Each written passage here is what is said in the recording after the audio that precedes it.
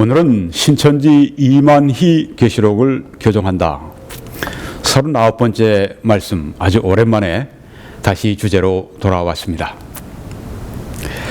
오늘 말씀의 제목은 신천지 예수교 증거 장막 성전. 이게 신천지의 이 원래 이름입니다.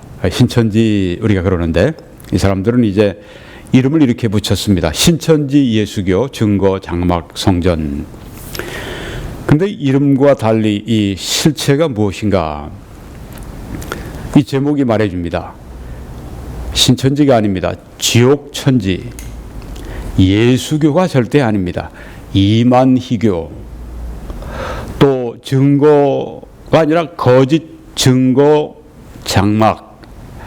성전이라고 그랬는데 성전이 아니죠. 귀신전이 맞죠. 네, 그래서 이 실체가 무엇인가? 신천지 예수교 증거장막 성전이라고 하는 이름을 가진 이 단체의 실체가 무엇인가? 그것은 지옥천지, 이만희교, 거짓 증거장막, 귀신전, 이게 정확히 맞다고 하는 것입니다. 오늘 여러분들이 저와 함께 이 실체를 보시도록 하겠습니다. 그저 귀신전 그건 목사님 너무 심하지 않습니까? 이렇게 말씀하는 분들이 계실지 모르겠어요. 네, 그래서 제가 이 말씀을 먼저 좀 드리려고 합니다.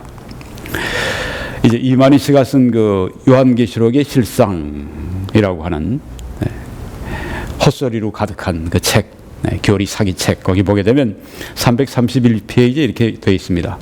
증거장막 성전은, 그러니까 신천지를 이단이라 하는 사람은 누가 그렇습니까? 신천지 아닌 모든 우리 그 기독교가 다 이단이라고 그러죠. 네, 이단 중에 이단이라고 그러죠. 네, 증거장막 성전을 이단이라 하는 사람은 귀신 들린 자들일 것이다, 이렇게 말을 했어요. 네. 그러니까 여러분과 저는 지금 저 증거장막 성전 이 사람들이 볼 땐 저 귀신 들렸네 이렇게 본다고 하는 겁니다. 제가 귀신 들린 사람이다 이렇게 얘기하는데, 예수님께 바리새인들이 뭐라고 그랬죠? 귀신 들렸다고 얘기를 했습니다. 그러니까 예수님이 죄 사함을 받지 못한다고 말씀했습니다. 성령을 거스르는 죄는 죄사함을 받지 못한다. 이 정말 그리스도를 모신 사람을 귀신 들린 자라고 말하는 그 자들은 죄를 용서받지를 못합니다. 바로 그들이 귀신의 가르침을 따라 그렇게 말을 하고 있는 것입니다. 그러니까 제가 여기에다가 지옥천지 이만희교 거짓 증거 장막 귀신전이라고 말하는 게 타당하지 않겠습니까? 어떻게 거룩한 하나님의 전에서 그리스도인들이 귀신 들린 자라고 가르칩니까? 이게 귀신전에서 귀신의 가르침을 가지고 있으니까 바로 정통 그리스도인들, 그리스도를 마음속에 모신 그리스도인들을 귀신 들렸다고 얘기를 하는 것이죠. 그러니까 신천지 예수교 증거장막 성전이라고 하는 그 단체의 실체는 지옥천지 이만희교, 예수교가 아니죠. 이만희교죠. 이만희라는 사람이 마음대로 이 성경에 나와 있는 것들을 자기 멋대로 그냥 바꾸고 변경하고 교리 사기를 해가지고 만들어 놓은 종교니까 이만희교죠. 거짓 증거 장막 귀신전, 이게 아주 정확합니다. 자, 그럼 오늘 내용을 좀 보도록 하겠습니다. 오늘은 이제 제가 그 요한계시록의 실상이라고 하는 그 교리 사기책, 이만희 씨가 쓴 그 책의 요한계시록 15장 전체에서 한 주제를 제가 다루려고 합니다. 다른 것들은 제가 다 이미 오래전부터 그동안 오늘 39번째 말씀인데 38번 말씀 전하는 동안에 또 그 전에 전했던 말씀에 다 들어있기 때문에 오늘 이 주제만 제가 다루려고 합니다. 충분합니다. 그래서 15장을 마치려고 하는데요. 자, 핵심 구절은 요한계시록 15장 5절입니다. 먼저 하늘에 있는, 우리 번역에는 하늘에 그렇게 되어 있습니다만 in heaven, 영어로 그렇게 번역들이 다 되어 있죠. 네, 하늘에 있는, 같이 번역을 공히 그렇게 해도 됩니다. 하늘에 있는 증거 장막의 성전이 열리며, 이렇게 사도 요한이 환상 가운데 보는 것입니다. 하늘을 지금 보는 것입니다. 하늘에 있는, 저기 하늘이 보이시죠? 네, 사진에. 그리고 거기에 지금 하늘에 증거 장막의 성전이 이렇게 삐끔하게 열려 있는 것을 여러분이 보시게 됩니다. 네, 자, 이 하늘에 있는 증거 장막 성전. 자, 하늘에, 그 드넓은 하늘에 지금 증거 장막 성전이 나타났습니다. 여기 사진처럼. 그리고 증거 장막 성전이 열렸습니다. 이걸 지금 말씀하고 있는 것이 본문 9절입니다. 요한계시록 15장 5절. 그런데 이만희 씨는 그 책에 어떻게 말을 했는가 하면, 본문의 하늘은 증거 장막 성전을 가리킨다, 이렇게 말을 했어요. 본문의 하늘은 증거 장막 성전, 이건 신천지를 말합니다. 증거 장막 성전을 자기 멋대로 신천지라고 지금 만들어 놓은 거예요. 교리 사기해 놓은 겁니다. 증거 장막 성전이 정말 신천지인가? 완전히 교리 사기에 넘어가는 겁니다. 물론 사실이 아니죠. 근데 여기서 문제가 뭐냐 하면, 이 이만희 씨는 아주 이 그 문법 자체가 지금 아주 그 뭐가 뭔지를 모르는 겁니다. 살이 분별이 안 돼요, 지금. 자, 여기 여러분이 보신 것처럼, 자, 여기 지금 하늘과 증거 장막 성전은 다른 거죠. 왜? 하늘에 있는, in heaven, 하늘에 있는 증거 장막 성전입니다. 근데 이 사람은 지금 뭐라고 말을 하는가 하면, 본문의 하늘은 증거 장막 성전을 가리킨다, 이렇게 말을 합니다. 지금 이게 얼마나 앞뒤가 안 맞는지를 아실 수가 있죠. 네. 하늘과 어떻게 증거 장막 성전이 일치합니까? 이건 초등학교 아이들도 압니다. 하늘에 있는 증거 장막 성전인데 어떻게 그 하늘과 증거 장막 성전이 일치한단 말입니까? 이게 얼마나 잘못됐는지 근본적으로 교리 사기하면 이렇게 되는 겁니다. 말도 안 되는 거짓말하면 어떻습니까? 나중에 그걸 다 풀어서 이렇게 제대로 해놓으면 말도 안 되는 얘기들을 막 늘어놓는 겁니다. 세상에 그런 일이 얼마나 많아요. 그래서 언론이 얼마나 그렇게 거짓말들을 많이 합니까? 자, 여기 지금 하늘에 있는 증거 장막의 성전이 열리며, 이렇게 말씀한 구절을 가지고 하늘과 증거 장막 성전이 일치한다. 그래서 하늘, 본문의 하늘은 증거 장막 성전을 가리킨다, 이렇게 말을 했는데 잘못된 것이죠. 네, 하늘과 증거 장막 성전은 다른 겁니다. 네, 근데 하늘의 증거 장막 그 하늘이 증거 장막 성전이라고 이렇게, 이건 뭐 헛소리 정도가 아니라 우리가 이 교리 사기라고 하는 말을 치자면 정신 나간 소리입니다. 정신 나간 소리예요.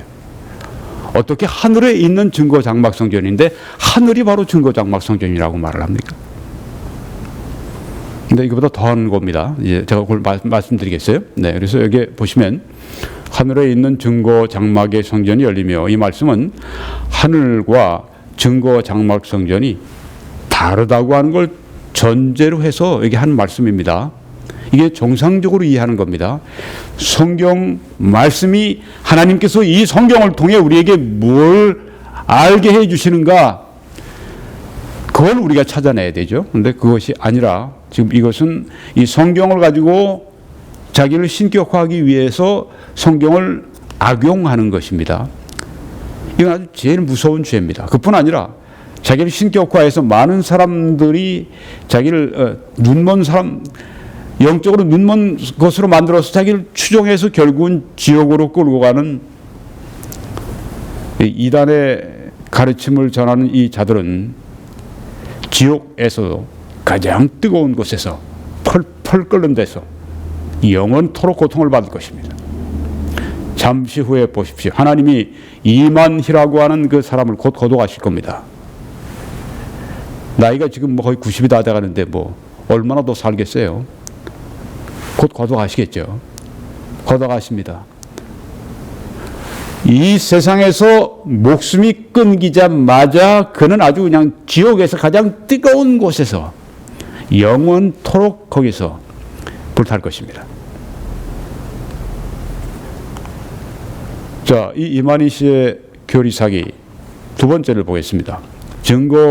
여기 하늘에 있는 증거 장막 성전이 열리며 이렇게 말씀을 했는데, 이 증거 장막 성전이 바로 자기 신천지라고 이야기를 하는 겁니다. 이 교리 사기하는 거죠. 물론 잘못된 것입니다.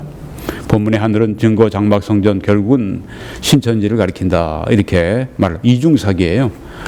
본문의 하늘에, 그 하늘이 증거 장막 성전을 가리킨다니요. 성경에는 하늘에 있는 증거 장막 성전입니다. 다른 것입니다. 이걸 같다고 얘기했고, 그 다음에 그 증거 장막 성전이 또 신천지라고 말을 하는 것입니다. 자, 증거 장막이 무엇인가? 여러분이 지금 보시는 사진에 이스라엘이 광야 생활을 할 때 이제 그들의 그 진이 있으면 그 중앙에 항상 이 증거 장막을 이렇게 지어서 거기에 이렇게 모셔놓습니다.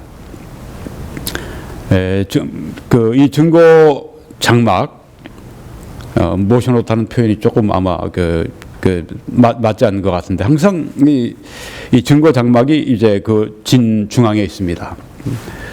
왜 그렇습니까? 여기에 하나님의 임재하시는 곳인, 또 하나님의 이 계시가 임하는 그런 이 거룩한 지성소가 있기 때문입니다. 하나님의 임재의 상징입니다. 하나님이 이스라엘과 함께 계신다고 하는 걸 상징하는 것입니다. 하나님을 여기서 예배하고, 또 여기서 속죄가 이루어지고 죄를 사함받고 이스라엘의 죄가 사함받고, 이런 모든 예식과 이런 모든 예배가 이루어지는 것이 바로 예배당입니다. 이동식 텐트니까 이동식 예배당입니다. 이것을 성전 지을 때까지 계속했으니까요. 이것을 성경의 장막이라고 하기도 하고 증거 장막이라고도 합니다. 오늘 여기 본문에는 하늘에 있는 증거 장막의 성전이 열리며 하고 말씀을 했습니다. 그러니까 지금 이 증거 장막이라고 하는 그것은, 하늘에 있는 증거 장막은 물론 모양과 형태는 이것이 아니겠죠. 네. 이건 아주 굉장히 유목민들이 이제 옮겨다니면서 아직 정착하지 않았을 때 텐트 생활하면서 그때 이제 가지고 다니는 이렇게 모빌 홈 비슷한 그런 것입니다. 지금 하늘에 나타난 그 증거 장막은 뭐 이것보다 비교가 안 되도록 그렇게 웅장하고 화려하고 멋있겠죠. 근데 지금 그 증거 장막의 모형이 여기 있는 것입니다. 자, 이런 같은 재질은 다르고 여러 가지 다르겠지만 그 안에 말하는 그 내용, 이건 동일합니다. 성경에 증거 장막이라고 했을 때, 하늘에 있는 증거 장막이 열렸다고, 성전이 열렸다고 했을 때 바로 이 증거 장막을 말하는 것입니다. 이것을 장막이라고도 합니다. 자, 조금 더 이제 그 안으로, 조금 전에 그 텐트 안으로 이제 들어가게 되면 이런 성전을 이제 대하게 됩니다. 성소라고 하죠. 네, 저게 지금 제사장이 왼쪽에서 이 예배 제사를 지금 이렇게 진행하고 하는 걸 볼 수가 있습니다. 그리고 저 안쪽에 커튼이 이렇게 쳐져 있고, 그 앞에 또 아주 더 여러 가지 이 번쩍거리는 옷을 입은 이 제사장인데, 그분은 대제사장입니다. 제사장 가운데 제일 높은 사람입니다.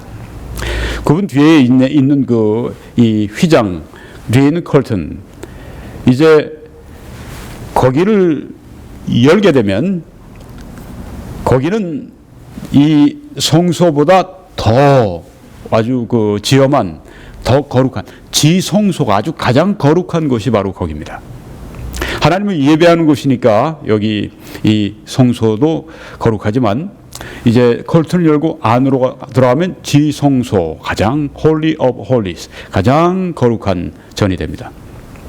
자, 이제 커튼을 열고 들어가게 되면 이제 저런 모습이 힐끗 보이는데요. 증거 장막에 성전이 열렸다. 하늘에 있는 증거 장막의 성전이 열렸다 했을 때 그 증거 장막, 아까 증거 장막은 그 전체를 말하고 텐트 전체를 말하고, 증거 장막의 성전이라고 할 때 그것은 물론 여기도 포함이 될 수 있지만 여기에서 오늘 본문에 하신 말씀은 바로 여기를 말합니다. 지성소를 말합니다. 저기 지금 바라보이는 저것이 바로 언약궤입니다. 자세히 우리가 좀 더 가까이 보게 되면 이 지성소 안으로 들어가게 되면 제일 중심되는 기구가 뭔가 하면 이 언약궤입니다. 이것을 증거궤라고도 그렇게 말을 합니다. 증거 장막이라고 할 때 이것은 장막은 장막인데 여기 증거궤, 언약궤가 있기 때문에 증거 장막이라고 그렇게 말을 하고 있습니다. 자, 이쪽 이제 사이드로 이렇게 보게 되면 여기는 어딘가 하면은 속죄를 하는 곳입니다. 지금 우리가 좀 전에 봤습니다만은 지금 여기에 이 그룹 아주 고위직 천사 둘이 지금 이렇게 두 날개를 서로 이렇게 맞대고 연해 있는 바로 이 서 있는 놓여 있는 그 뚜껑 거기가 무엇인가 하면 속죄소입니다. 거기서 이제 대제사장이 1년에 한 번씩 이 속죄하는 그 짐승의 피를 거기다가 뿌립니다. 그래서 하나님 앞에 속죄를 합니다. 피가 없이는 사함이 없다고 말씀을 했는데 그 피는 짐승의 피는 그냥 짐승의 피로 우리 인간의 죄가 사해지는 것이 아니라 그 짐승의 피는 무엇을 예표하는가 하면 앞으로 오시게 될, 그래서 십자가 위에서 우리를 위해서 속죄의 피를 흘리고 뿌리시게 될 그 예수 그리스도의 그 피를 상징합니다. 그래서 예수 그리스도의 피가 흘려지는 것, 그래서 우리의 죄가 속죄가 되는 것, 그것을 보여주는, 그것을 우리들에게 이제 깨닫게 해주는 것이 바로 저기 지금 언약궤의 뚜껑 바로 그 맨 위에 그 부분이 바로 그 속죄소, 예수 그리스도의 흘려진 피를 상징하는 그런 것이 되는 것입니다. 속죄하는 곳입니다.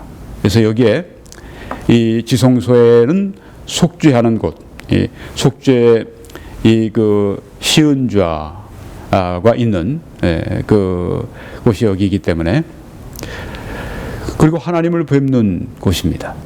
그리고 하나님의 계시를 받는 곳입니다. 그래서 여기를 지성소, 가장 거룩한 곳이라 그렇게 말을 합니다. 그래서요, 이 증거궤 안을 이제 우리가 들여다 보게 되면은 이런 세 가지가 들어 있습니다. 그 중에 출애굽기 25장 16절에는 증거판을 궤 속에 둘지며, 이 증거궤, 언약궤 안에 무엇이 들어가 있는가 하면 맨 왼쪽에 지금 그 뭔가 이 석판에 쓰여져 있는 그 돌, 그게 증거판이라고 여기에 이렇게 번역을 했습니다.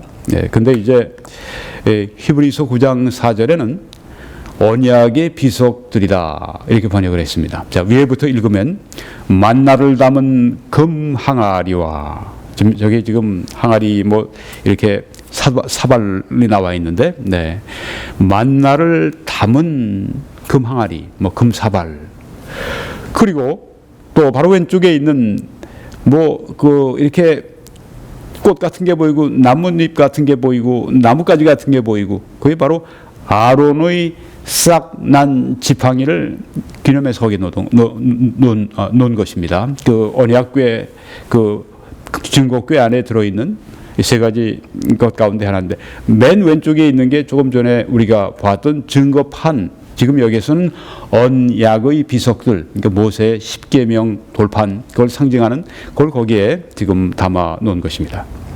이 언약궤입니다. 여기 있는 증거판, 언약의 비석들, 증거판, 그래서 또 이것 전체가 그래서 이 증거궤입니다.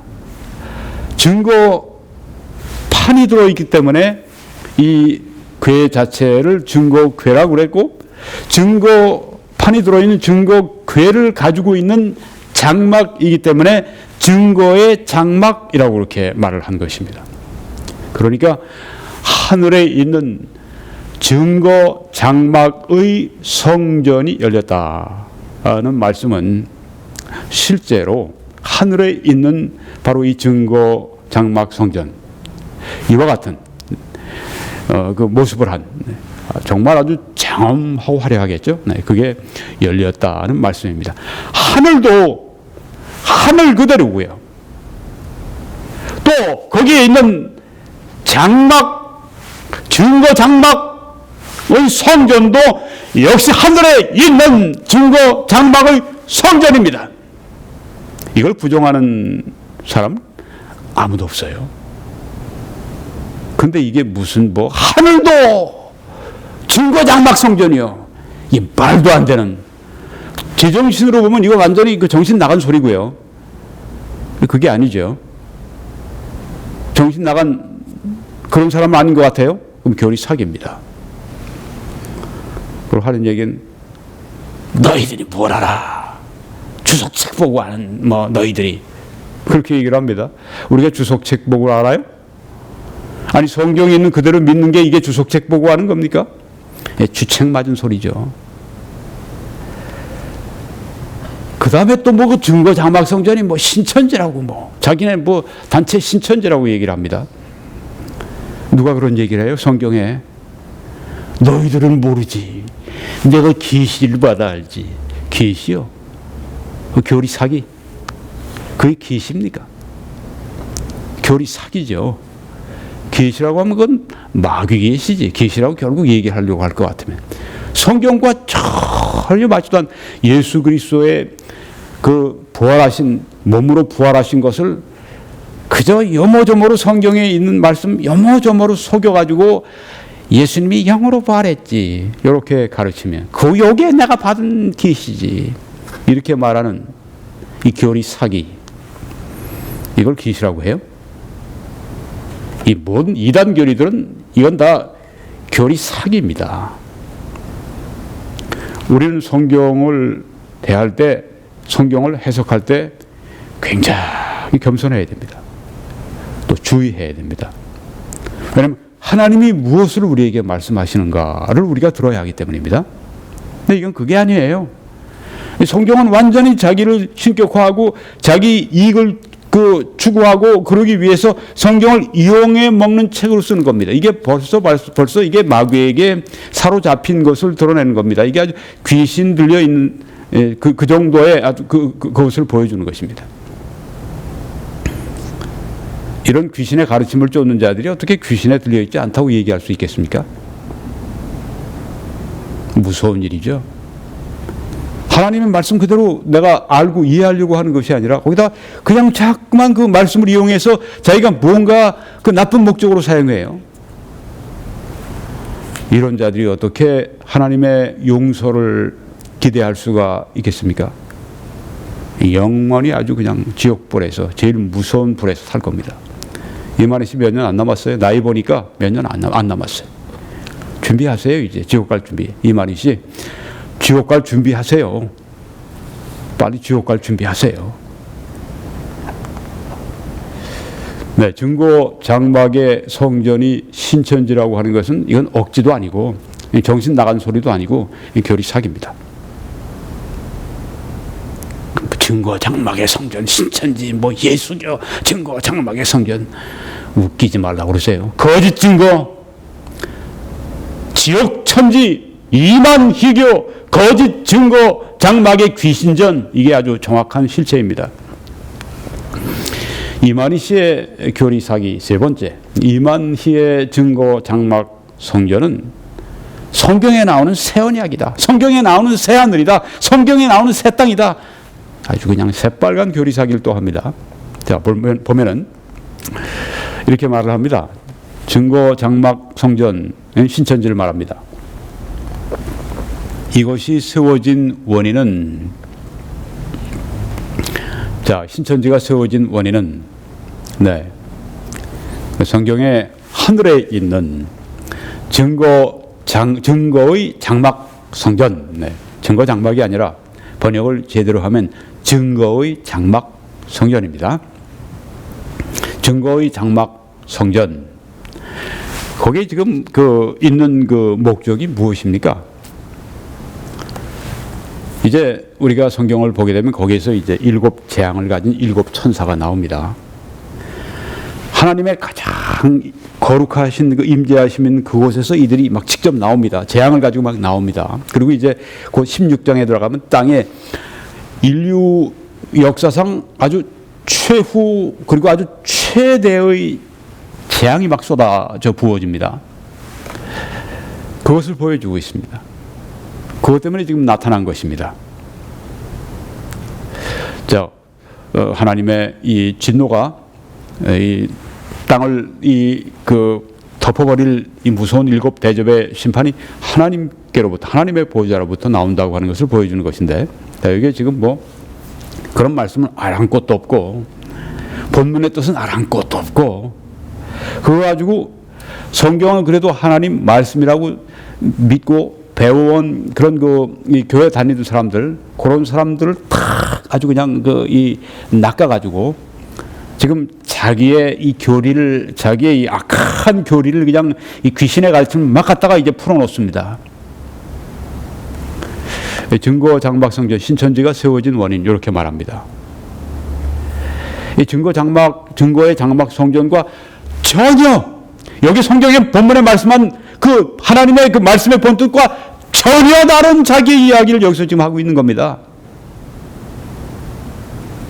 우리가 성경이 좀 다르게 이해하고 뭐 이런 것들은 우리가 그건 좀 잘못 해석하는데 그건 이건 좀 너무 본뜻을 왜곡해요. 이건 그런 것이 아닙니다.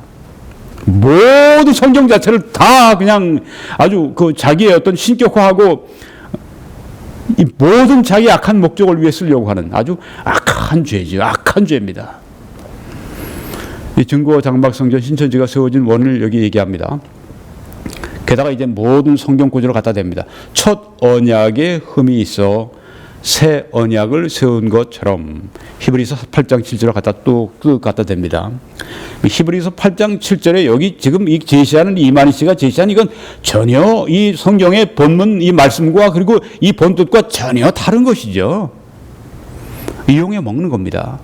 악용해 먹는 겁니다. 도용해 먹는 겁니다. 무서운 죄를 지금 짓고 있는 거예요. 첫 언약에 흠이 있어 새 언약을 세운 것처럼. 물론 이 말씀의 이 내용 거기에 대해서 곧 말씀을 곧 드릴 겁니다. 자, 여기 증거 장막 성전은 이것입니다. 이만희의 증거 장막 성전을 가리킵니다. 과천에 있는 이 건물인데 거기에 맨 위층을 지금 다 쓴다고 그렇게 제가 알고 있습니다. 이 이만희 씨의 증거 장막 성전은 그가 1984년에 창설을 한 것입니다. 자, 그래서 여기에 지금 증거 장막 성전 이렇게 오늘 요한복음 15장 5절에 있는 그 말씀을 가지고 지 멋대로 이용해서 만들어 놓은 게 이겁니다. 신천지. 또 이게 본부지만 이제 전체 신천지를 또 증거 장막 성전이라 이렇게 이 교리 사기를 해버린 거죠. 그 다음에 첫 언약의 7 금초대 장막이 하는 말이 나옵니다. 첫 언약과 7 금초대 장막. 조금 더 읽어보겠습니다. 용의 7머리와 10뿔 가진 짐승에게 멸망받아 없어졌기 때문이다. 네, 이 말은 이제 여기에 지금 이 첫 언약의 7 금초대 장막이라고 하는 게 바로 여기를 말하는 건데 이게 유재열의 장막 성전입니다. 1966년에 창설했습니다. 유재열이라고 하는 사람이 그때 청소년 시절에 뭐 자기가 예언한 은사를 받았다고 그러면서 이제 무슨 곧 1260일 지나고 나면 온 세상에 심판이 많으니까 여기로 장막성전으로 들어야 산다 해서 지금 저기 그 큰 과천에 저렇게 큰 예배당을 짓고 거기에 지금 그 초막집을 짓고 밑에 사람들이 막 모여서 이제 그 이단의 그 그룹을 형성한 걸 여기 볼 수가 있습니다. 벌써 지금 66년이니까 34년이 50년이 넘은 그런 시대 그때 이야기네요. 네. 이 유재열의 장막성전을 지금 7금초대 장막이라고 제목대로 갖다 붙여놓은 겁니다. 첫 언약의 7금초대 장막. 요게 유재열의 장막성전이 지금 여기서 말하는 7금초대 장막이라고 제목대로 갖다 붙이고 교리사기 하는 겁니다. 그러니까 유재열의 장막성전은 무엇인가? 첫 언약이라고 하는 것입니다. 유재열의 장막성전에서 이제 이만희 씨가 여기에서 수학을 했어요. 네. 여기 교인이었습니다. 근데 유재열이 이제 이렇게 하다가 한 5년쯤 후에 뭔가 이렇게 그 사기 거기에 걸려든 바람에 이만희 씨가 야, 유재열, 너 나쁜 놈! 그리고 사기 그 고소를 해버리고 그 다음에 낙향을 해버렸어요. 네. 그러다가 이제 다시 올라온 겁니다. 서울로. 그래서 유재열 장막성전, 너 이단! 왜냐하면 거기에 이제 그 지금은 장로교회로 바뀌었는데 장로교회 이제 이런 분들이 들어와서 유재열이 이제 뭐 재판도 받고 이제 뭐 그 선고도 받고 뭐 그래가지고 심경의 변화를 일으켰어요. 잘 됐죠. 뭐 네, 감옥에 갇히고 심경의 변화를 일으키고 그래서 이제 이단 이 비즈니스 딱 그 손 띄고 네, 교회 장로교 그쪽에서 와서 이걸 맡아서 그 장로교로 바꾸라고 그래서 자기 이제 미국으로 이민 갔다가 지금 다시 돌아왔지만 네.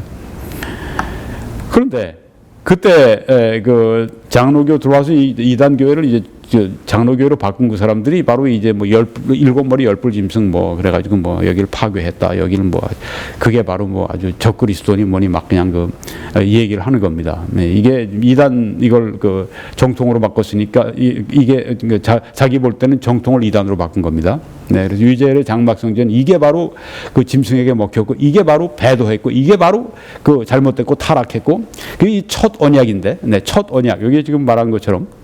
이 사람 말한 게 첫 언약의 7금초대 장막이 네, 뭐 여기 용어 7머리와 10뿔 가진 짐승에게 멸망받아 없어졌다. 지금 해설을 다 해드렸습니다. 유재열의 장막성전 이게 첫 언약인데 이만희의 증거 앞에다가 증거자를 더 하나 갖다 붙였습니다. 증거 장막성전이다. 이만희의 말을 증거하는 그래서 증거 장막 우리가 이 타락하고 우리가 이 배신하고 배도하고 이 배교의 길을 걸어간 이 장막성전을 우리가 일으킨다 해가지고 우리는 새 언약이다 이렇게 말을 한 겁니다. 그래서 여기 스토리를 가지고 이제 요한계시록을 자기 마음대로 이제 엮고 만들고 교리사기를 한 것이 바로 요한계시록의 실상이라고 하는 그런 책입니다. 자, 그러니까 유재열의 장막성전은 첫 언약이다. 네. 자기가 수학했고 교인이었던 이 유재열의 장막성전 이게 그 결국은 장로교로 돌아갔으니까 이게 이 정통이 이단으로 갔다 얘기하면서 첫 언약을 이제 하나님이 폐하시고 새 언약을 세우셨는데 그게 바로 이만희의 증거 장막성전이다 이렇게 말을 하는 것입니다. 자, 그러면 이제는 첫 언약은 무엇인가? 새 언약은 무엇인가? 여기에 대해서 말씀을 드려야 됩니다. 근데 조금 후에 말씀드리고 간단하게 말씀드리면 성경에서 첫 언약은 율법을 말합니다. 성경에서 새 언약은 은혜를 말합니다. 근데 지금 여기서 뭐라고 그랬습니까? 뚱딴지 같이. 둘 다 이단 그 단체를 가지고 첫 이단 단체가 첫 언약이었고 그 다음에 그걸 이제 뭐 개혁해서 뭐 만들었다고 하는 이게 새 언약이라고 이 성경을 완전히 그냥 아주 이 정말 뒤집어 놓는 이 교리 사기하는 이건 뭐 소설이라고 얘기하는 건 너무 이 약한 평가입니다. 교리 사기죠. 교리 사기입니다. 사기. 조금 나중에 자세히 말씀드리도록 하고 자 조금 더 나가면 무너진 첫 장막이 유재열의 장막성전 처음 하늘이라면 자 용어가 첫 언약에서 이젠 처음 하늘로 바뀌었죠. 다시 창조하는 증거 장막 성전 이건 이만희의 증거 장막 성전을 말합니다. 이만희의 거짓 증거 장막 귀신전을 말합니다. 실체가 그렇습니다. 네, 이건 새 하늘이요 이렇게 말합니다. 유재열의 장막 성전이 뭐라고요? 처음 하늘이다. 첫 언약이었다. 이젠 또 처음 하늘이라고 또 새로운 용어가 또 나왔습니다. 그 이만희의 증거 장막 성전은 새 하늘이다. 신천지라는 말이 여기서 나옵니다. 새로운 천, 새 하늘, 땅, 신천지, 네, 새 하늘. 유재열의 장막 성전은 처음 하늘이고 이만희의 증거 장막 성전은 새 하늘이다. 근데 성경을 보게 되면 이 말씀이 요한계시록 21장 1절에 나옵니다. 내가 새 하늘과 새 땅을 보니, 새 하늘과 새 땅이라는 말씀이 나옵니다. 처음 하늘과 처음 땅이 없어졌고 바다도 다시 있지 않더라. 네, 이렇게 말씀합니다. 천국에는 바다가 없는데, 지금 왼쪽에 보시면 이 처음 하늘과 처음 땅입니다. 캘리포니아에 라구나 비치를 제가 찍어 놓은 건데, 네, 처음 하늘과 처음 땅입니다. 오른쪽에 여기는 이제 캐나다 로키를 제가 찍어 놓은 건데, 네, 새 하늘과 새 땅, 지금 우리가 알 수가 있나요? 그러니까 그냥 비슷한 걸 제가 하나 올려놓은 겁니다. 네, 근데 거기는 바다는 없습니다. 네, 강은 있을지 모르겠지만, 네, 자, 처음 하늘, 지금 있는 처음 하늘, 처음 땅입니다. 다가오는 새 하늘, 새 땅, 이건 실제 공간을 말하는 것입니다. 이게 무슨 유재열의 장막 성전이 처음 하늘이요, 이만희의 증거 장막 성전이 새 하늘이요. 네, 참 유치하기 짝이 없죠. 그 정도가 아니라 교리 사기하는 겁니다. 수많은 사람이 이걸 믿어요. 여기에 거의 목숨을 걸어요. 사탄의 영향력이 아니면 이런 일이 일어날 수가 없습니다. 자, 그러면 이제 그 다음을 좀 보면은 이제 인용을 또 하겠습니다. 육으로 돌아간 첫 장막, 이건 유재열의 장막 성전을 말하는 거 아시죠? 육으로 돌아간 첫 장막 성도가 땅이라면, 네, 첫 장막 유재열의 장막 성전이 처음에는 첫 언약, 처음 하늘, 그 다음에 여기 땅이 나옵니다. 처음 땅이라고 말하는 겁니다. 증거장막 성전, 이만희의 증거장막 성전의 성도는 새 땅이다, 이렇게 말을 합니다. 자, 그러면 유재열의 장막 성전은 첫 언약, 첫 하늘, 처음 땅, 여기 나옵니다. 또 이만희의 증거장막 성전은 새 언약, 새 하늘, 새 땅입니다. 자기 건 다 새 거예요. 옛날 건 다 지난 거고, 네, 헌 거고, 네. 여기 성경에 새 하늘과 새 땅을 보니 처음 하늘과 처음 땅이 없어졌고 바다도 다시 있지 않더라.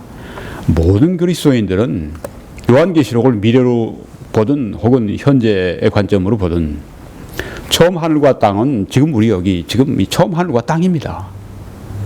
이 성경이 이거 왜 뭘 말씀했겠어요? 이건 무슨 유재열의 장막 성전이니 뭐니 해가면서 교리 사기를 해대고 말이죠. 새 하늘과 새 땅은 우리가 아직 보지 못하지만 지금 있는 것보다 훨씬 더 낫겠죠. 천국이니까 새 하늘과 새 땅. 이게 무슨 이만희의 귀신천지, 지옥천지, 이만희교, 거짓 증거 장막, 귀신전, 그걸 가르쳐서 새 하늘과 새 땅이라고 지금 교리 사기를 하고 있는 것입니다. 성경의 이 아름다운 이 말씀, 새 하늘과 새 땅이라고 하는 이 정말 앞으로 다가올 이 찬란하고 아름답고 장엄하고 아름다운 이 땅, 새 하늘, 이걸 처음 하늘, 처음 땅, 이거와 비교해 보면서 여기 말씀이 나오는데 이걸 그렇게 다 바꿔버린 겁니다.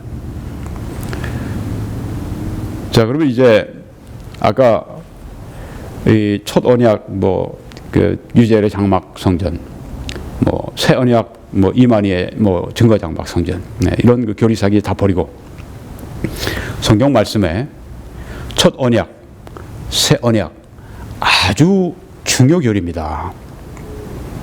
이걸 잘 알고 있어야 합니다. 구원받기 위해서, 또 우리 신앙생활의 성화를 위해서, 하나님이 기쁘시게 해드리기 위해, 승리하는 삶을 살기 위해, 풍성한 삶을 살기 위해, 우리가 그리스도의 강한 군사가 되기 위해 이 말씀 이걸 분명히 알고 있어야 됩니다. 근데 이 중요한 교리를 결국은 이 마귀가 이만희 같은 사람을 써가지고 그냥 형편없이 유재열의 장막성전 그 옛날 이단 신 이단 바로 그 또 이만희의 증거 뭐 신천지 이런 거로 다 바꿔버렸어요. 이게 사탄이 하는 짓입니다. 이 중요한 말씀을 자 그래서 이제 이 중요한 말씀을 이만희 씨가 완전 교리사기 해놓은 거 이제 우리가 성경 말씀 가지고 지금 보겠습니다. 옛 언약, 옛 언약은 이제 성경에 이 단어가 없어요. 근데 뭐 새 언약 전이니까 옛 언약이라고 되겠죠. 첫 언약입니다. 성경의 단어는 첫 언약은 무엇인가? 율법입니다. 뒤에 여러분이 사진 보게 되면 지금 이 토라 옛날 그 사본 이 율법의 사본이 거기 나와 있습니다.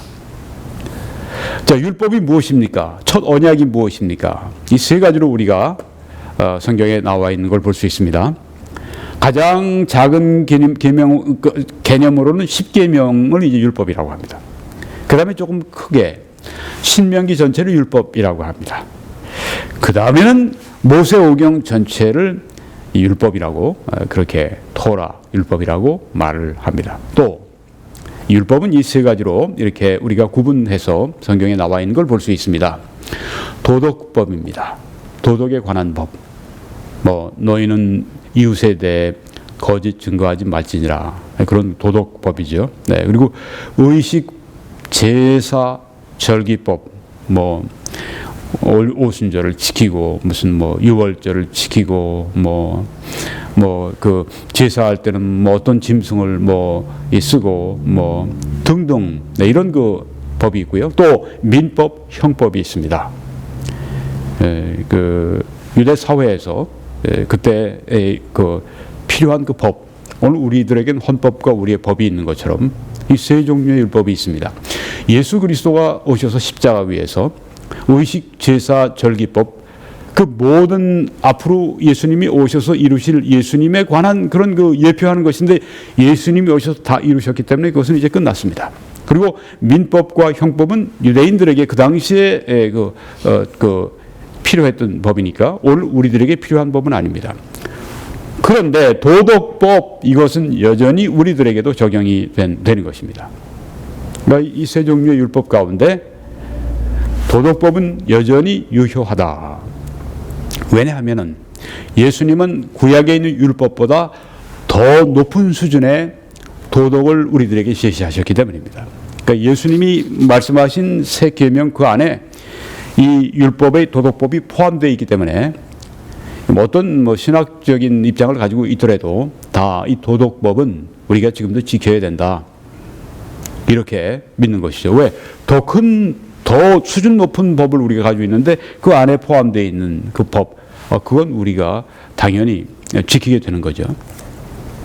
히브리서 8장 7절을 아까 이만희 씨가 이제 인용을 했는데 그걸 이제 바르게 우리가 보도록 하겠습니다. 저 첫 언약이 무흠하였더라면 첫 언약은 율법입니다. 율법이 무흠하였더라면 그건 무슨 말입니까? 흠이 있다는 말입니다. 율법이 거룩하지 않다 그런 말이 결코 아닙니다. 하나님이 주신 거룩한 법입니다. 그런데 하나님이 주신 이 거룩한 율법에 흠이 있다고 했습니다. 성경에 여기 흠이 있다고 그랬어요. 무흠하였더라면 흠이 있다는 말씀이에요. 그 흠이 무엇인가? 그걸 이제 곧 우리가 볼 것입니다. 저 첫 언약이 무흠하였더라면 둘째 것을 요구할 일이 없었으려니와 이 둘째 것은 둘째 언약을 말합니다. 둘째 언약은 새 언약을 말하는 것입니다. 새 언약은 아까 말씀드린 것처럼 은혜를 말합니다. 저 첫 언약 율법이 무흠하였더라면 흠이 없었더라고 할 것 같으면 둘째 것, 둘째 언약, 새 언약 은혜를 요구할 일이 없었으려니와 율법이 만약에 흠이 없었더라면 은혜를 요구할 일이 없었겠지만 하는 말씀이 바로 이 히브리서 8장 7절의 말씀인 것입니다. 그런데 무슨 뭐 유재열의 장막 성전이 뭐 흠이 있으니까 무흠하였더라면 흠이 있으니까 둘째 것 이제 뭐 이만희의 증거 장막 성전이 뭐 이제 세워진 것이고 이런 식으로 완전히 교리 사기를 하고 있습니다.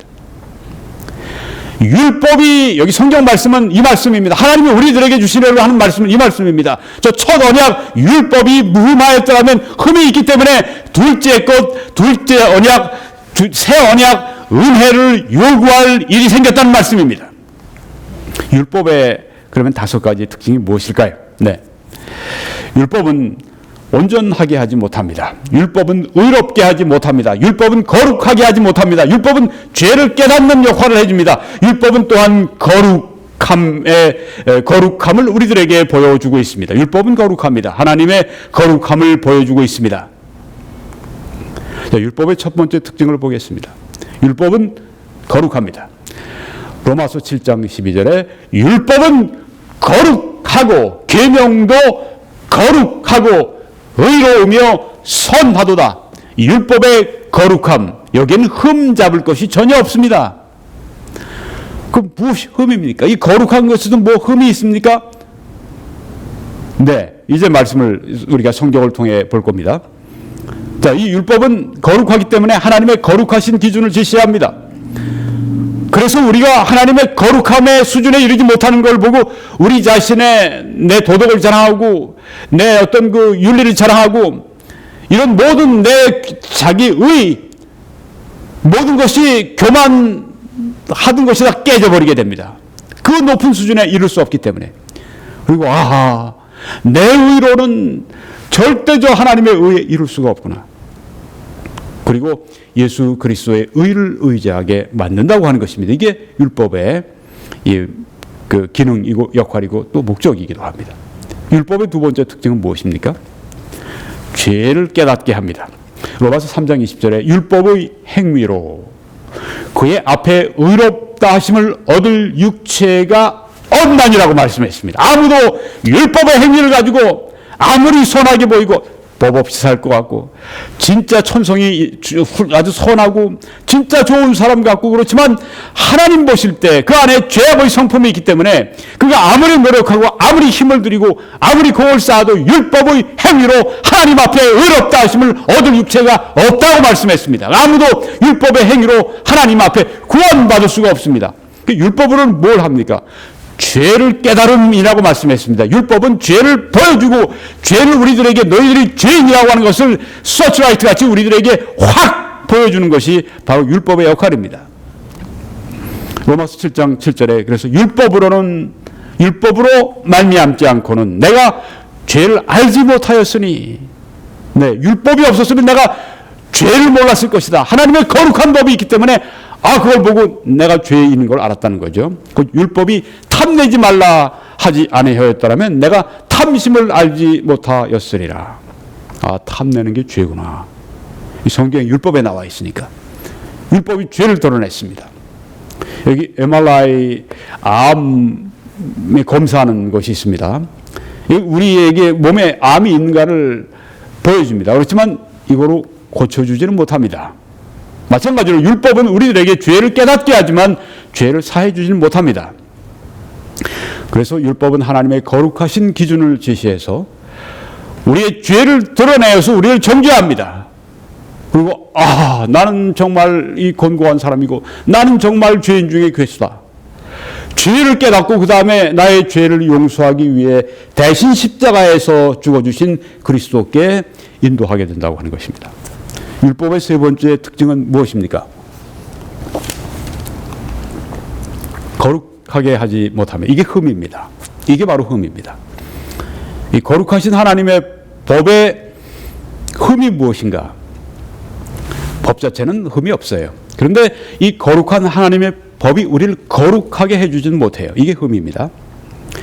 로마서 8장 3절에 율법이 육신으로 말미암아 연약하여 할 수 없는 그것을 하나님은 하시나니.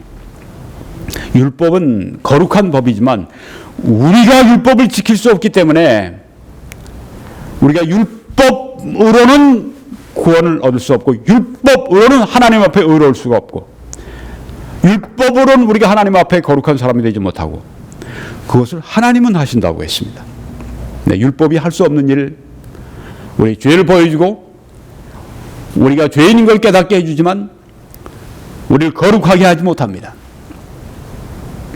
율법은 하나님의 거룩하신 기준을 제시해서 우리가 거룩한 사람이 아니라고 하는 걸 보여주고, 그래서 하나님 앞에 우리가 죄인인 걸 깨닫고 그리스도를 의지하게 합니다. 또 그리스도인의 삶을 위해 성령을 의지하게 합니다.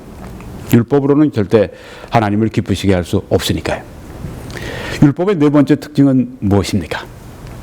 의롭게 하지 못합니다. 율법은 거룩합니다. 많은 흠이 있습니다. 그게 무엇입니까? 조금 전에 거룩하게 하지 못합니다. 의롭게 하지 못합니다. 갈라디아 3장 11절에 또 하나님 앞에서 아무도 율법으로 말미암아 의롭게 되지 못할 것이 분명하니 하고 말씀을 했습니다. 분명해야죠? 네. 성경이 분명하게 말씀합니다. 하나님 앞에 아무도 율법 때문에, 율법으로 말미암아 의롭게 될 수 없다. 율법은 여기에 흠이 있습니다. 율법은 거룩한데 우리를 의롭게 만들 수가 없습니다. 갈라디아 3장 24절에 그래서 이같이 율법이 우리를 그리스도께로 인도하는 초등교사가 되어, 율법이 우리를 의롭다 해주는 것이 아니라 율법이 우리를 정죄한 다음에 우리를 그 다음에 우리의 구주 예수 그리스도에게, 우리의 의가 되시는 예수 그리스도에게 우리를 인도하는 초등교사가 되어서 우리로 하여금 믿음으로 예수 그리스도를, 또한 그분이 하신 일을 믿음으로 말미암아 예수님이 십자가 위에서 우리 죄를 위해서 대신 피 흘려 죽으시고 나의 죄의 값을 갚으시고 나의 의를 사주시고 나의 구원을 사주시고 나를 의롭다 해주신 그 예수님을 믿음으로 말미암아, 그의 구속의 운노를 믿음으로 말미암아 의롭다 함을 얻게 하려 합니다. 의롭다 함 우리가 받는 것이죠. 누구에게? 우리 힘으로가 아니라 선물로 그리스도를 통해서 받는 것입니다. 너희가 그 은혜를 인하여 믿음으로 말미암아 구원을 받았나니 이것이 너희에게서 난 것이 아니요 하나님의 선물이라고 말씀하신 이유가 바로 거기 있습니다. 의롭다함을 얻게 하려 합니다. 율법은 우리를 그리스도에게 인도합니다. 그렇지만 우리를 그 의롭게 만들지 못합니다. 이게 율법의 흠이라고 하는 것입니다. 율법은 하나님의 의로우신 기준을 제시해서 죄를 드러내고 정죄한 다음에 예수 그리스도에게 인도하고 믿음으로 의롭다함을 받게 하는 그 목적이 율법이라고 하는 것입니다. 율법의 다섯 번째 특징, 이것은 우리를 온전케 하지 못합니다. 율법은 거룩합니다. 완전합니다. 그렇지만 율법은 우리를 거룩하게 하지도 못하고 의롭게 하지도 못하고 온전케 하지도 못합니다. 이런 면에서 율법에 흠이 있다고 말을 하는 것입니다. 히브리서 7장 19절에 율법은 아무것도 온전하게 못할지라고 말씀을 했습니다. 아무도 율법은 아무도 온전하게 해주지 못합니다. 이게 율법의 흠이라고 우리가 말할 수 있습니다. 율법의 다섯 가지 특징, 거룩합니다. 죄를 깨닫게 해줍니다. 그렇지만 거룩하게 해주지 못합니다. 우리를 의롭게 해주지 못합니다. 우리를 온전케 해주지 못합니다. 이게 율법의 다섯 가지 특징입니다. 율법은 첫 언약입니다. 첫 언약은 바로 이 말씀을 하고 있는데 무슨 유재열의 장막성전이 첫 언약이니 그런 그 형편없는 그런 교리사기 헛소리를 하고 있습니까? 그렇게 하면서 거기에 10년, 20년 빠져있는, 이단에 빠져있는 사람은 뭐만 보겠어요? 첫 언약 성경에 나오면, 유재열의 장막성전, 새 언약, 이건 우리 신천지네. 아니, 이렇게 성경의 중요한 교리의 말씀을 다 뺏어가고 난 다음에 그런 데다 갖다가, 이게 사탄의 역사죠. 이단에 빠져있는 건 사탄의 역사에 빠져서 평생을 그냥 아주 사탄이 원하는 길을 따라가는 그 사람들이 되어버리는 것입니다. 신천지에 지금 속해 있는 여러분, 어서 빨리 돌아오십시오. 성경 말씀으로 돌아오세요. 하나님 말씀으로 돌아오세요. 속지 말고, 교리 사기에 속지 말고 어서 돌아오시라는 말씀입니다. 성령께서 이끄실 때 돌아오십시오. 오늘 여러분 마음속에 그런 마음이 막 일어나고 있으면 성령이 여러분 안에 역사하고 계신 것입니다. 어서 돌아오십시오. 말씀으로 돌아오세요. 제 의견으로 돌아오라는 얘기 아니에요. 이 하나님의 말씀으로 돌아오시라는 말씀입니다. 지금 여러분이 성경 보시면 다 성경이 여기 맞고 저기 맞고 여기 맞고 저기 맞고 다 일관된 말씀을 지금 하고 있지 않습니까? 성경이 이렇게 풀려야 되는 것입니다. 왜냐하면 성경은 일관성 있는 한 분 하나님께서 이 말씀을 주셨고 성령께서 그 기록자들을 감동해 주신 말씀이기 때문에 한 분의 의도와 한 분의 뜻과 한 분의 계획이 다 이 성경 말씀과 여기저기 다 연합하면 다 그 뜻이 나오는 것입니다. 첫 언약은 바로 율법을 말하는 것입니다. 유재열의 장막 성전이요. 정말 그 정신 나간 소리죠. 교리 사기입니다. 새 언약, 이만희의 증거, 장막, 귀신전이니 무슨 새 언약이 무엇입니까? 5가지 특징을 보면 압니다. 새 언약은 5가지 이와 같은 특징이 있습니다. 영원합니다. 우리에게 빛을 비추어 줍니다. 조명. 우리를 거룩하게 만들어 줍니다. 우리를 그리스도와 연합하게 만들어 줍니다. 그래서 그리스도는 포도나무고 거기에 붙어 있는 성도들은 바로 가지가 되도록 그렇게 연합시켜 버립니다. 아주 그리스도와 하나가 되게, 영적인 신분에 있어서 하나가 되게 만드십니다. 신분상 하나가 됩니다. 예수 그리스도를 믿는 순간에 예수 그리스도와 신분상 하나가 됩니다. 연합시켜 줍니다. 누가요? 새 언약이, 은혜가. 그 다음에 속죄입니다. 자, 먼저 첫 번째 새 언약의 특징을 보면 속죄입니다. 히브리서 8장 12절에 내가 그들의 불의를 긍휼히 여기고 그들의 죄를 다시 기억하지 아니하리라 하셨느니라. 다시는 기억하지 않는, 동이 서에서 먼 것처럼 옮겨버리셨다. 다시는 기억하지 않으신다. 은혜가 무엇이? 새 언약이 그렇게 한다고 하는 것입니다. 율법은 어떻습니까? 죄를 계속 보여줍니다. 네가 죄인이라고 하는 것을 계속 깨닫게 합니다. 죄를 깨닫게 하는 게 이 율법의 첫 언약의 그 역할입니다. 그렇지만 우리 죄를 사하지 못합니다. 죄를 깨닫게 하지 죄를 사하게 해주지 못하고 거룩하게 의롭게 온전하게 만들어줄 수가 없습니다. 그래서 그 첫 언약이 무흠하였더라면 첫 언약이 그런 흠이 있기 때문에 둘째 새 언약이 나오는데 그것이 은혜입니다. 은혜는 우리의 죄를 용서합니다. 어떻게 해요? 예수 그리스도께서 십자가 위에서 피 흘려 죽으심으로 말미암아 다 이루었다. 예수님이 이미 받으심으로 말미암아 예수님의 그 죄 사하시는 그 제사가 십자가 위에서 드려진 것입니다. 그래서 희생제물로 돌아가신 것입니다. 화목제물로 돌아가신 것입니다. 하나님께서는 예수님께 우리의 죄값을 다 거기에 다 받아버리셨습니다. 다 거기에 갚아버리셨습니다. 그래서 하나님께서 더 이상 우리들에게 그 죄의 값을 요구하실 수가 없습니다. 왜? 예수님께 다 갚으셨기 때문에. 예수 안으로 들어갈 때, 예수와 하나가 될 때 이제 하나님께서는 우리를 심판하실 수가 없습니다. 예수님 이미 심판하셨기 때문에. 네, 다시 그들의 죄를 기억하지 않는다. 죄 사함입니다.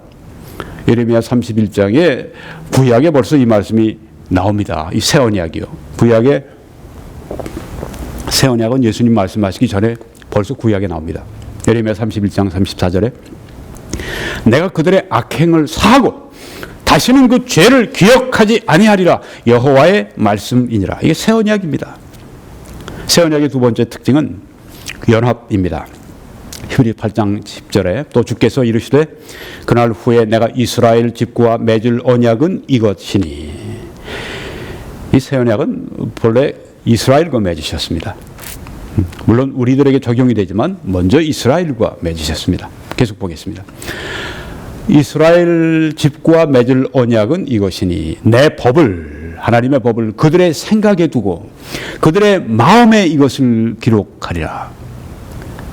전에는 돌판에 써서 주셨어요, 모세에게. 근데 그건 첫 언약입니다.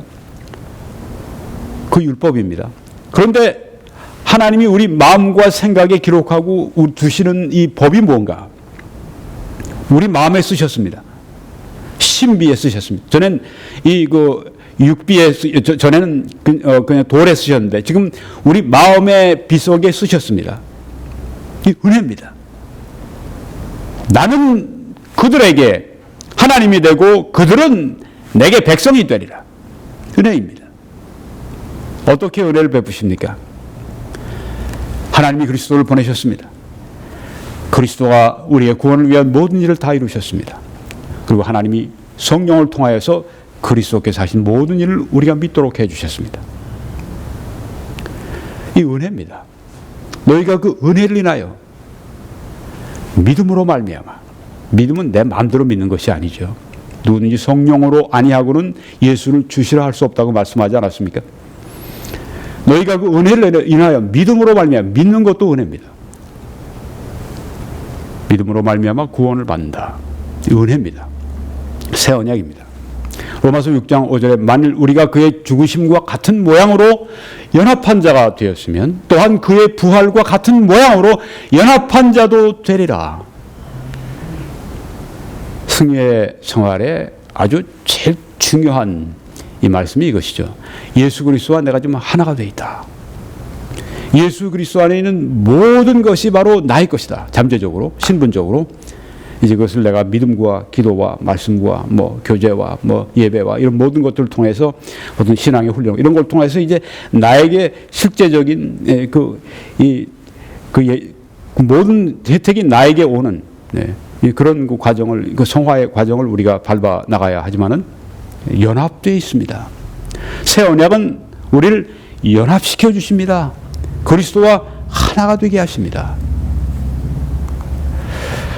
새 언약의 세 번째 특징은 거룩함입니다.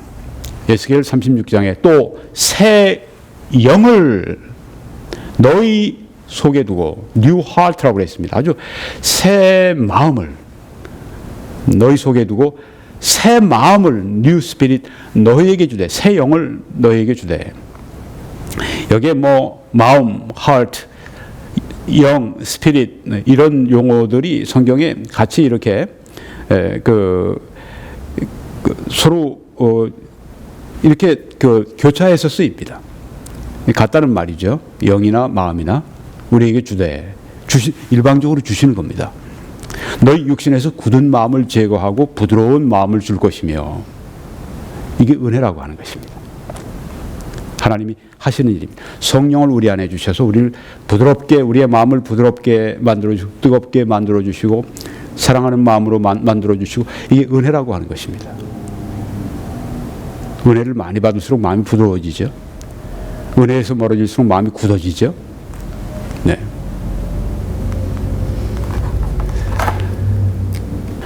또 내 영을 너희 속에 두어 너희로 내 율례를 행하게 하리니 너희가 내 규례를 지켜 행할지라. 이 새 언약은 하나님의 영을 성령을 우리에게 주셔서 이게 구약에 다 나옵니다. 하나님의 법을 행하게 하겠다. 하나님의 법을 순종하게 만들겠다. 이렇게 말씀하신 겁니다. 이게 새 언약입니다. 율법은 거룩하지만 우리를 의롭게 할 수 없고 우리를 거룩하게 할 수 없는데 새 언약은 바로 하나님의 영을 은혜로 우리들에게 주셔서 우리가 예수 믿을 때 성령을 받지 않습니까? 그 영을 하나님의 영을 주셔서 우리가 하나님의 말씀을 행하고 하나님의 규례를 지켜 행할 수 있게 만들어 주시는 것입니다. 은혜가 얼마나 귀한 것입니까? 은혜를 제대로 받으면 우리는 다 성화되고 거룩한 삶을 살아갈 수가 있습니다. 왜? 은혜의 새 언약이기 때문입니다. 로마서 8장 4절에 육신을 따르지 않고 그 영을 따라 하나님의 영 성령을 따라 행하는 우리에게 성령의 능력을 따라 성령의 능력으로 성령의 인도함을 따라 행하는 우리에게 율법의 요구가 이루어지게 하려 하심이니라. 아멘. 네. 하나님의 성령이 우리가 율법의 요구를 지킬 수 있도록 율법을 행할 수 있도록 하나님을 순종할 수 있도록 만들어 주신다고 하는 것입니다. 그래서 우리가 성령으로 인도함 받고 그래서 우리가 성령으로 충만함 받아야 합니다. 우리 안에 성령이 내주하실지라도 그것으로 만족하는 것이 아니라 성령의 충만함을 받아 성령의 지배를 받아 성령의 능력을 받아 그렇게 살아가면 율법의 요구가 이루어진다고 말씀했습니다. 점점 더 우리가 성화하게 될 것입니다. 새 언약의 네 번째 특징은 이것입니다. 조명입니다. 요한 1서 2장에 너희는 주께 받은 바 기름 부음이 성령이십니다. 너희 안에 거하나니 아무도 너희를 가르칠 필요가 없고 오직 그의 기름 부음이 성령이 모든 것을 너희에게 가르치며 또 참되고 거짓이 없으니 압니다. 성령께서 우리에게 깨닫게 해주십니다. 알게 해주십니다. 고린도전서 2장에도 오직 하나님으로부터 온 영 성령을 받았으니 이는 우리로 하여금 하나님께서 우리에게 은혜로 주신 것들을 알게 하려 하심이니라. 네. 율법을 순종할 수 있게 하시는 것뿐 아니라 하나님의 뜻을 알고 하나님의 인도하심을 알 수 있도록 그렇게 해주신다는 말씀이죠. 하나님의 깊은 것을 통달할 수 있도록 해주신다는 말씀입니다. 율법의 새 언약의 다섯 번째 특징 마지막으로 영원함입니다. 히브리서 9장에 그는 새 언약의 중보자시니 이는 첫 언약 때 범한 죄에서 속량하려고 주구사 부르심을 입은 자로 하여금 영원한 기업의 약속을 얻게 하려 하심이라. 새 언약은 영원한 언약입니다. 이 새 언약을 누가 받을 수 있습니까? 예레미야 31장에는 여호와의 말씀이니라 보라 날이 이르리니 내가 이스라엘 집과 유다 집에 새 언약을 맺으리라. 이스라엘과 언약을 맺으셨지만 이 갈라디아 3장에 보니까 너희가 그리스도의 것이면 곧 아브라함의 자손이요 약속대로 유업을 이을 자니라고 말씀을 했습니다. 네, 우리는 아브라함의 자손입니다.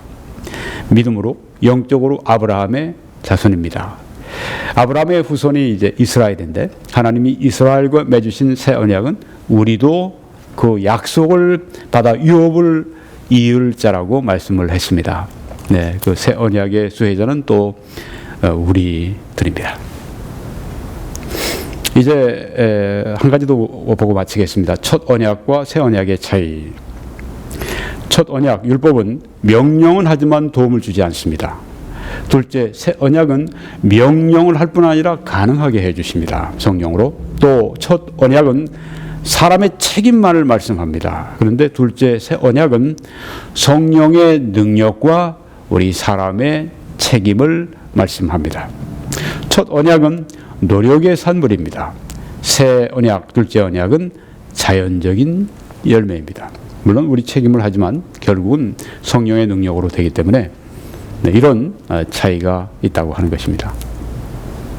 오늘 저는 신천지 예수교 증거 장막 성전의 실체는 지옥천지 이만희교 거짓 증거 장막 귀신전이라고 여러분들에게 말씀을 드렸습니다. 아직까지 그리스도를 믿지 않는 분들은 이 말씀 의지해서 구원받으십시오. 요한복음 1장 12절에 예수 그리스도를 영접하는 자, 곧 그 이름을 믿는 자들에게는 하나님의 자녀가 되는 권세를 주셨다고 말씀을 했습니다. 오늘 예수님을 영접하시고 믿으심으로 하나님의 자녀가 되시기 바랍니다.